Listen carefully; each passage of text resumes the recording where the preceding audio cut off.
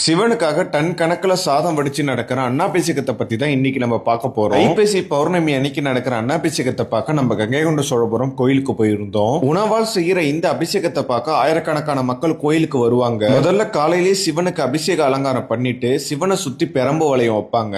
அதுக்கப்புறம் முதல்ல வடிச்ச சாதத்தை எடுத்துட்டு கோயிலை சுத்தி வந்து சிவன் மேல சாத்துவாங்க. அந்த முதல் சாதத்தை சிவன் மேல கொட்டும் போதெல்லாம் அடேங்கப்பா என்ன வைப்பு தெரியுமாங்க கோயில்ல. அன்னாபிஷேகம்னாலே அது கங்கை கொண்ட சோழபுரம் தாங்க. காரணம் என்னன்னா இங்க பாய்லர் முறையில சாதம் வடிச்சு அது சிவனுக்கு கொண்டு போவாங்க. மொத்தம் 6 பாயில்ல ஒவ்வொரு முறையும் 15 கிலோ சாதம் வடிச்சு அதை ஆற வச்சு இது போல ட்ராலில தள்ளி விடுவாங்க. இதுக்குன்னே ஒரு ட்ராக் போல போட்டிருப்பாங்க. ஒரு தகடுல இது போல 6 கூடைகள்ல சாதங்களை நிரப்பி அதை தள்ளி விடுவாங்க.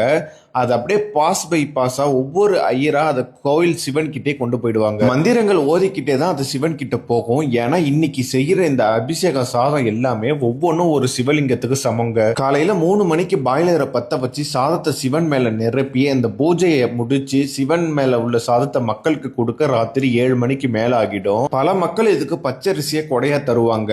இந்த சிவன் மேல சாத்தப்பட்ட சாதத்தை சாப்பிட்டா மக்களுக்கு நல்லதுன்னு சொல்லுவாங்க. இதோட முக்கியமான சிறப்பே உலகத்துல பசி இருக்க கூடாதுன்னு தாங்க. மனிதன்ல தொடங்கி ஆடு மாடு கோழி மீன்கள் வரையும் இந்த சாதத்தை அன்னைய நாள் கொடுத்துருவாங்க. நம்ம ஒவ்வொரு வருஷமும் தவறாம இதை பார்க்க நம்ம கோயிலுக்கு வந்துருவோம். யாரெல்லாம் கங்கை கொண்ட சோழபுரம் கோயிலுக்கு வந்து அன்னாபிஷேகத்தை பார்த்தீங்கன்னு சொல்லி ஒரு கமெண்ட் பண்ணிட்டு போங்க.